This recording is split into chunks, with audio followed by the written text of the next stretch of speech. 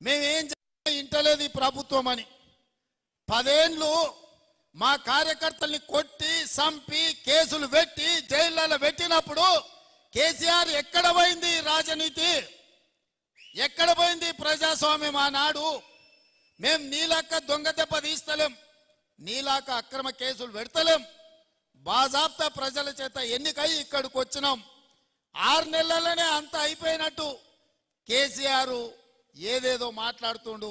ముందుంది ముసళ్ళ పండుగ అని చెప్పి నేను ఈ చెప్పదలుచుకున్నా. ఇవాళ ఆ ఎమ్మెల్యే పోయిండను, ఈ ఎమ్మెల్సీ మారిండను కేసీఆర్ సన్నాయి నొక్కులు నొక్కుతున్నాడు.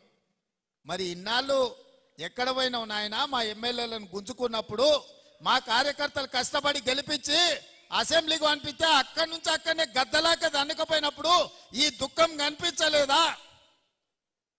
ఇవాళ ఎందుకు వచ్చింది? ఎన్నికైనా నెల తిరగక ముందే ఈ ప్రభుత్వాన్ని పడగొడతాం, ఈ ప్రభుత్వం పడిపోద్ది అని చెప్పి బీజేపీ వాళ్ళు బీఆర్ఎస్ వాళ్ళు ఒక్కటై కుమ్ముక్కై మన ప్రభుత్వాన్ని పడగొట్టాలని చూసిరు. ఈ ప్రభుత్వం ఉండనే ఉండదు, 3 నెలలు కూడా ఉండనీయమని చెప్పి బీజేపీ వాళ్ళు బీఆర్ఎస్ వాళ్ళు మాట్లాడలేదా? ఇవాళ అక్కడి నుంచి ఈ భూమి మీద బీఆర్ఎస్ఏ ఉండదు, పాతాళానికి పోయిందనే పరిస్థితి వచ్చింది. కాంగ్రెస్ పార్టీ కార్యకర్తలతో పెట్టుకుంటే నీ పార్టీకి పుట్టగతులు ఉండవని నేను ఆయల్లో చెప్పిన. మా కార్యకర్తలు ఉసురు తలిగింది కేసీఆర్ నీకు, వాళ్ళ ఉసురు తలిగి దుమ్ము కొట్టుకపోతావు. నీకింక రాజకీయంగా మనుగడ లేదు.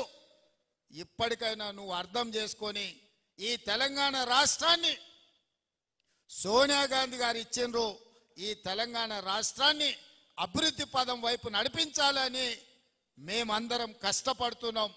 ఇప్పటికైనా తెలంగాణ సమాజానికి క్షమాపణ చెప్పి అభివృద్ధి కోసం కష్టపడుతున్న కాంగ్రెస్ కు అడ్డుపడకుండా చేతనైతే సహకరించు, చేత కాకపోతే ఆ ఫామ్ హౌస్లో పడుకొని ఏడువు తప్ప ఇంకా కాళ్ళలో కట్టెబెట్టాలని తండ్రి కొడుకులు మామ అల్లుళ్ళు చూస్తున్నారు. పాతకాలం లాగా లేరు మా కార్యకర్తలు.